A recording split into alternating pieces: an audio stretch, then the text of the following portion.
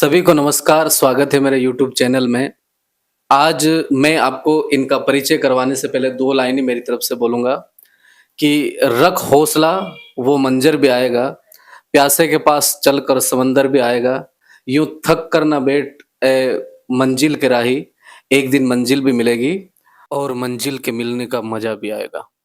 तो आज हम आपको जिस शख्सियत से परिचय करवाने जा रहे हैं, वो श्री श्यामलाल मीणा जी हैं। आप वर्तमान में राजकीय उच्च माध्यमिक विद्यालय अचलपुर प्रतापगढ़ के जस्ट पास में वहाँ पर प्रधानाचार्य के पद पर पोस्टेड हैं और इनका 2021 में जो आरएस एग्ज़ाम इन्होंने दिया था, 2023 में रिज़ल्ट आया, तो इन्होंने प्रतापगढ़ जिले में सबसे ज़्यादा नंबर ला करके आरएस में प्रतापगढ़ जिले को टॉप किया।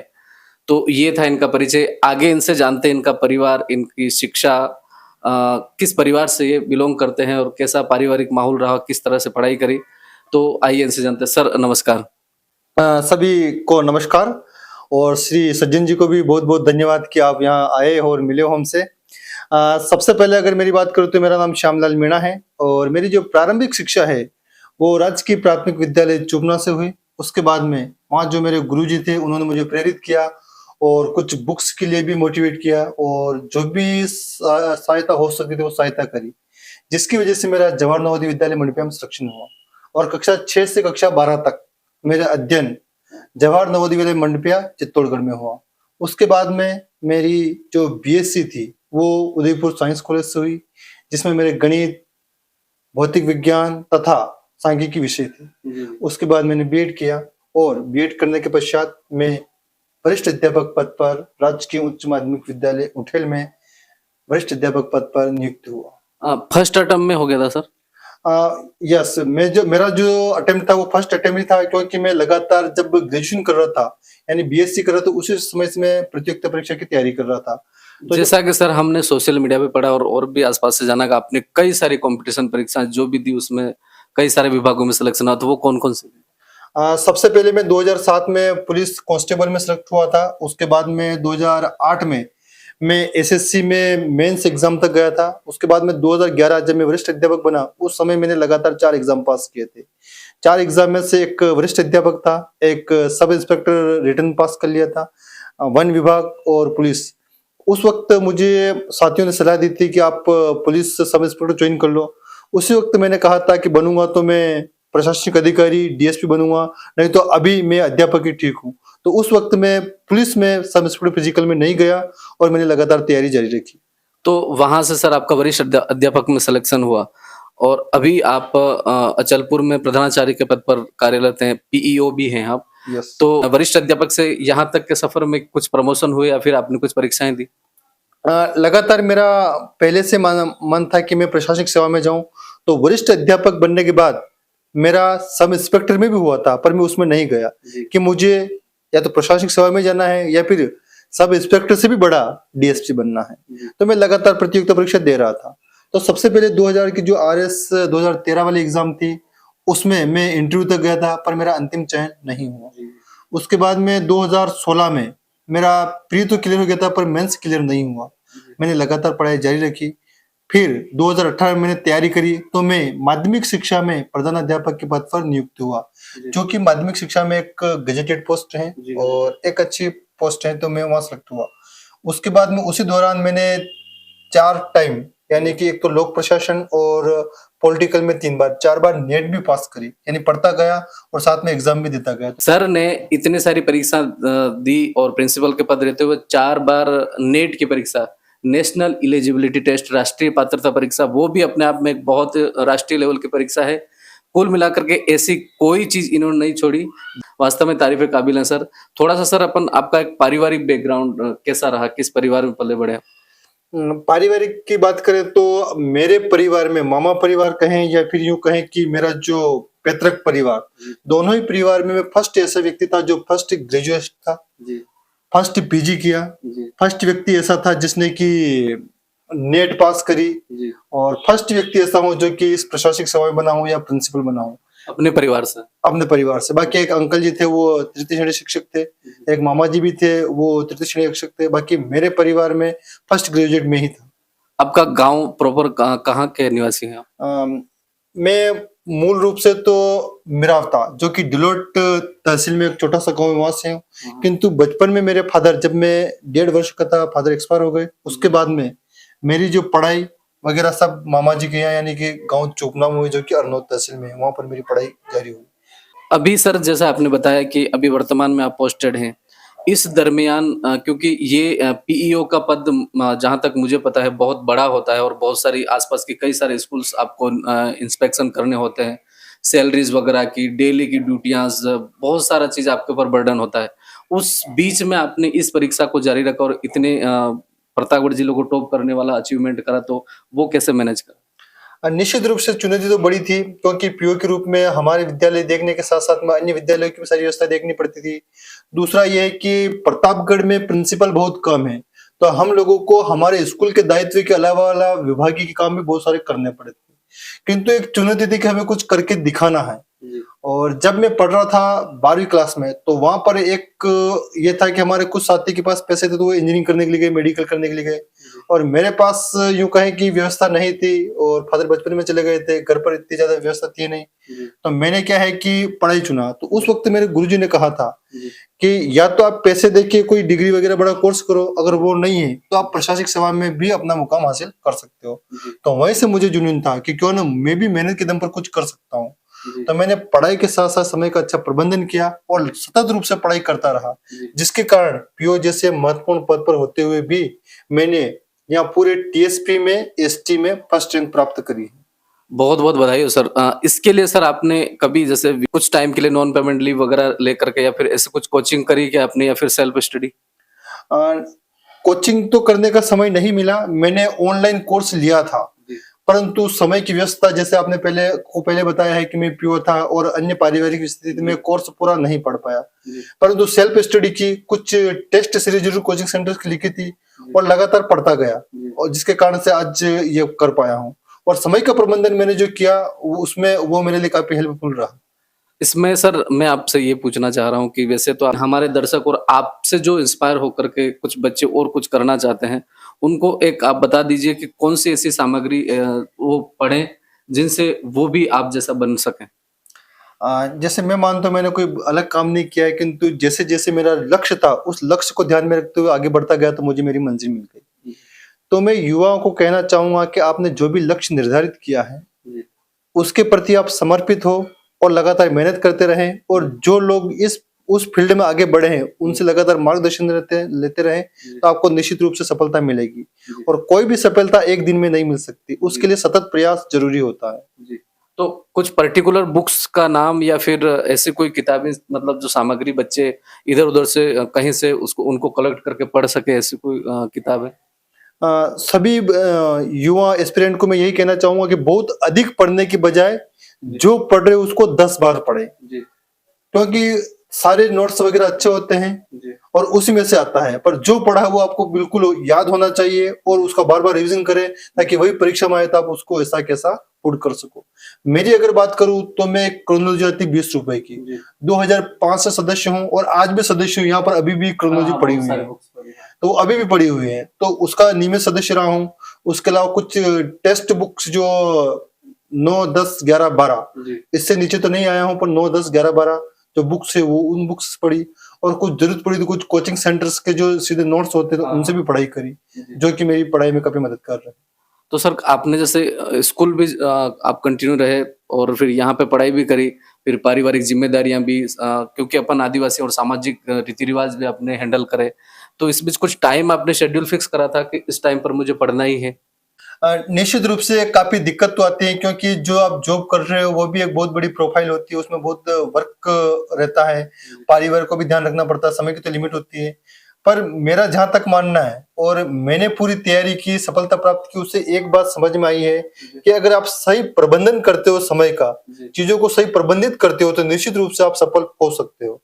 इसमें मैं एक बात ये भी जोड़ना चाहूंगा, जैसे शिक्षा विभाग में खासकर गर्मी की 1.5 महीने की छुट्टी पड़ती है, दीपावली की होती है और सर्दी की छुट्टी होती है, तो मैंने इनका सदुपयोग किया, तो उससे मुझे काफी फायदा मिला। मेरे से पहले भी एक मेरे बैचमेट्स थे, उन्होंने भी इसी तरह से मैनेजमेंट किया, तो उनको काफी फायदा मिला। और जहां तक मैं मानता हूँ कि शिक्षा विभाग ऐसा विभाग है जिसमें पढ़ने का भरपूर मौका मिलता है। जी, बिल्कुल। अगर कहीं शिक्षक भी नहीं है तो अगर आप वहां भी पढ़ा रहे हो तो वो भी आपका नॉलेज इंप्रूव ही कर रहा है। मेरा सर मेरे भी कुछ दर्शक थे, उन्होंने मुझे मैसेज किया पर्सनली और मेरा भी सवाल है। उनका ये कहना था और मेरा भी सवाल आप समझ लिए कि शिक्षा विभाग में इतनी रेपुटेड बड़े पद पर आप थे और फिर वहाँ से आप आरएस अधिकारी बन रहे हो। तो इन दोनों में डिफरेंट क्या है और क्यों किसी व्यक्ति को प्रशासनिक अधिकारी बनने के लिए कोई भी ऐसा सोचता है? मैं जब 12वीं से निकला था तभी मेरा पहला लक्ष्य था कि मैं प्रशासनिक अधिकारी बनूं, किंतु सबसे पहले मुझे जॉब चाहिए थी। तो मैंने बीएड करी और शिक्षा विभाग में मैं एक वरिष्ठ अध्यापक पद पर चयनित हुआ। उसके बाद मैं आगे एग्जाम दिया, प्रधानाध्यापक बना, फिर प्रधानाचार्य बना। अब प्रधानाचार्य जो बना हूँ वहां पर मेरा जो कार्य क्षेत्र है वो एक सीमित दायरे में है कि मैं एक ग्राम पंचायत तक सीमित हूँ। किंतु जब मैं प्रशासनिक अधिकारी बना हूं तो यहाँ पर मेरे पास एक क्षेत्र बड़ा रहेगा, मैं ज्यादा लोग तक पहुंच सकूंगा। जैसे मैं पहले एक ग्राम पंचायत तक एक वहीं तक सीमित था और एक शिक्षा क्षेत्र पर ही फोकस कर रहा था, किंतु प्रशासन में जाने के बाद मेरे पास बहुत ज्यादा अवसर होंगे हर चीज पे कार्य करने का। उसमें प्रमोशन भी एक चीज है, वेतन भी दूसरी चीज है, और उसके अलावा जो सामाजिक सम्मान या दूसरे लोगों को प्रेरित करना वो चीजें भी मेरे पास रहेगी। सर, आपने जैसा बताया कि सामाजिक सेवा तो आपने बहुत अच्छा बताया कि आप समाज सेवा करना चाहते हो क्योंकि आपको डाइवर्सिटीज़ ज़्यादा मिल जाएँगी। अब दूसरा सर मैं आपसे ये कहना चाह रहा हूँ कि जैसे पहला इंटरव्यू के लिए आपके पास में कॉल आया, सिलेक्शन भी हुआ, सब हुआ और फिर हमने देखा कि गाँव में आपका बहुत ही गर्मजोशी से स्वागत भी किया गया। तो एकदम सिलेक्शन को लेकर के आपके मन में जो खुशी है, वो आप किस तरह से बयाँ करें? निश्चित रूप से जो सपना देखा था तो निरंतर रूप से हम प्रयास करते रहे तो उस सपने में सफलता प्राप्त की हमने, तो वो क्षण शब्दों में बयान नहीं किया जा सकता। गाँव में इतना सारा सम्मान दिया तो कई लोग आपसे प्रेरित हुए, तो अब आपके पास में ऐसे कुछ बच्चों के कॉल आते हैं, सर हमें ऐसी-ऐसी चीज़ें बताओ कुछ ऐसा? तो उनसे एक ही बात कहता हूँ, सबसे पहले आप शुरुआत करें। किसी भी चीज की शुरुआत करनी बहुत ही इंपॉर्टेंट होती है, और अगर आपने शुरुआत करी और सही शुरुआत करी तो आधा काम वैसे पूर्ण हो जाता है। तो मैं उनसे यही कहना चाहूंगा कि आप जो भी सपना निर्धारित करें, अनुभवी लोगों से सलाह लें और उसमें एक बार कदम आगे बढ़ाएं, तो आप आधे सफल तो हो ही जाओगे और आप सतत प्रयास करते रहोगे तो आपको सफलता निश्चित रूप से मिलेगी। ऐसा कोई व्यक्ति जिसका आप जिक्र करोगे कि हाँ उसका भी मेरी सफलता में थोड़ा बहुत योगदान है या फिर कुछ योगदान है, ऐसा कोई व्यक्ति? निश्चित रूप से अगर सफलता की बात करें तो सफलता में परिवार का तो बहुत बड़ा योगदान होता ही है। उसके अलावा मित्र मंडली कहें या पहले वाले प्रशासनिक अधिकारी कहें, क्योंकि कोई भी व्यक्ति सफल होता तो मुख्य रूप से तो मेहनत उसी की होती है, परंतु आसपास का वातावरण भी बहुत ज्यादा मायने रखता है। तो मेरी सफलता में मैं मानता हूँ कि मेरी माता जी का बहुत बड़ा योगदान है, क्योंकि बचपन में जब फादर एक्सपायर हो गए और उन्होंने जिस संघर्ष से मुझे पढ़ाया है वो मैं आज भी नहीं भूल सकता हूँ, और उनकी सफलता की वजह से मैं आपके सामने आज बैठा हुआ हूँ। निश्चित रूप से उनका बहुत बड़ा योगदान रहा। आजकल के जो युवा हैं वो ध्यान नहीं देते घर परिवार में। आपने कहा कि इस रेपुटेड पोस्ट पर भी आपने कहा कि मेरी माँ ने मुझे इस काबिल बनाया, तो बहुत-बहुत धन्यवाद। मैं आपकी इन भावनाओं की कदर भी करता हूँ। दूसरा सर लास्ट में आपसे मैं ये कहना चाहूँगा कि जो युवा आजकल बहुत सारी चीज़ों में इधर-उधर भटक से गए हैं शिक्षा से और शिक्षा को उस तरह से नहीं लेते हैं जिस तरह से लेना चाहिए। तो आप एज़ ए प्रिंसिपल और एज़ ए आरएस अधिकारी बच्चों को अपनी तरफ से क्या मैसेज देंगे? निश्चित रूप से बच्चों को अपने कौशल विकास पर ध्यान देना चाहिए, जिससे कि उन्होंने जो भी सपना देखा है वो पूर्ण कर सके। तो कौशल विकास और उनकी संगति सही होनी चाहिए ताकि वो सपने पूरा कर सके। तो कौशल विकास में अपन कौशल विकास को किस तरह से समझेंगे, यानी किस तरह की शिक्षा उनको लेना चाहिए? कौशल विकास में जैसे सबसे पहले अगर बच्चा स्कूल जा रहा है तो उसके पास ऑप्शन होता है वो अच्छा पढ़ के कोई प्रशासनिक अधिकारी बने या कोई सरकारी नौकरी प्राप्त करे।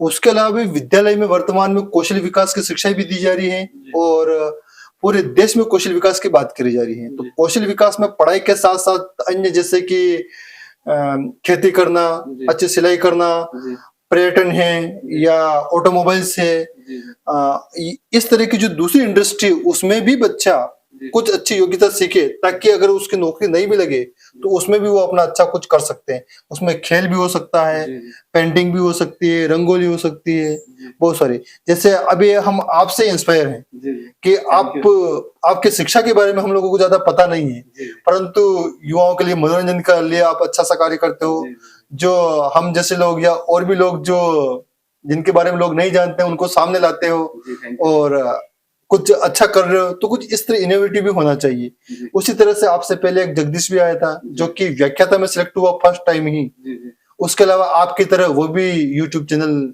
चला रहा है। जी, तो इस तरह से कुछ ऐसी तकनीक युवा जी, अपनाए जिससे कि खुद का तो विकास हो ही हो जी। और साथ में उससे वो अपनी आजीविका भी कमा सके। सर, अंत में एक और सवाल, आप शिक्षा विभाग में हैं और शिक्षक जैसा बड़ा पद मेरे हिसाब से मैं नहीं मान सकता हूँ, लेकिन जैसे आप आरएस अधिकारी बनेंगे, तो आप सबसे पहले यानी अपने हिसाब से अलग काम ऐसा कौन-सा करेंगे समाज में कि जिससे आपके जो मन में आरएस बनने का जो सपना था, उसको साकार भी कर सकें और अपने ढंग से थोड़ा अलग काम कुछ ऐसा क्या करेंगे? देखो, सबसे पहले तो मैं आरएस प्रशासनिक सेवा में जा रहा हूँ, जी, तो मुझे जो पेंडेंसी है, जी, यानी मुझे पहले ऑब्जर्व करना है कि कहाँ पर जो काम हो, आम जनता जो त्रस्त है वो कहाँ पर त्रस्त हो रही है। तो मुझे कुछ कमियां हैं उनको ढूंढना है और उन पर काम करना है, जिससे कि एक ग्रामीण व्यक्ति भी आता है तो उसको प्रशासन या राज्य सरकार की जो योजना है उनका पूरा पूरा लाभ मिल सके। जी, तो उसके लिए मैं ज्यादा से ज्यादा आईटी पर जोर दूंगा, क्योंकि आईटी एक ऐसा माध्यम है जिससे कि पारदर्शिता भी रहती है और किसी भी एक आम नागरिक को अच्छी सेवा भी मिल सकती है। एक छोटा सा उदाहरण, पहले आय प्रमाण पत्र, जाति प्रमाण जी, पत्र के लिए काफी दूर भटकना पड़ता जी, था, ऑफलाइन। किंतु आज आईटी की मदद से एक ग्रामीण व्यक्ति भी अपने गांव में ही हाँ, हाँ, आवेदन करके वापस सुविधा प्राप्त कर सकता है, जी, और वो भी समय सीमा में। जी। तो मैं इसी को मजबूत करना चाहूँ। तो आप सबने सुना, ये थे हमारे श्री श्यामलाल जी मीणा साहब। अभी वर्तमान में आप प्रिंसिपल हैं और आरएस टीएसपी यानी ट्राइबल सब प्लान उदयपुर के कुछ क्षेत्र और आसपास के जितने भी टीएसपी क्षेत्र में जिले आते हैं, उनमें आपने एसटी में टॉप किया है। उसके लिए एक बार आपको बहुत-बहुत बधाई। आप इनके पीछे देख रहे हैं, ये जो बुक्स पड़ी है, कोई भी आदमी एक छोटी सी भी नौकरी लग जाता तो सोचता है कि मेरे पास बहुत पैसा आ गया और बहुत पॉपुलेशन भी आ गई, मुझे क्या करना है? लेकिन इन्होंने इतनी सारी परीक्षाएँ, जैसा इन्होंने बताया, आपने सुना, इतनी सारी परीक्षाएँ पास करी, रेगुलर मेहनत करी, परिवार में रहे सब तरफ, और जैसा इन्होंने बताया कि माँ की भी सेवा करी और सब काम करते हुए एक प्रिंसिपल जैसे बहुत ही पावरफुल और बहुत ही ज़िम्मेवार पद पर रहते हुए इन्होंने इतनी सारी परीक्षाएँ पास करी और मेहनत कर कर के आज ये टीएसपी क्षेत्र को टॉप करके हमारे प्रतापगढ़ जिले को गौरवमान बना करके बैठे हुए हैं और आज हम इनसे मिलने के लिए आए। बहुत-बहुत धन्यवाद सर आपका, और जो आप इस चैनल को देख रहे हैं, सर को देख कर के मेरी भी आप सबसे यही रिक्वेस्ट है कि आप जब भी आपको कुछ ऐसा लगे तो सर हर हमेशा तैयार रहते हैं, आपकी मदद करेंगे शिक्षा शिक्षा सामग्री से संबंधित, और हर प्रकार से आपकी सहायता के लिए तैयार रहेंगे। बहुत-बहुत धन्यवाद बहुत सर। बहुत धन्यवाद सर। Thank you sir.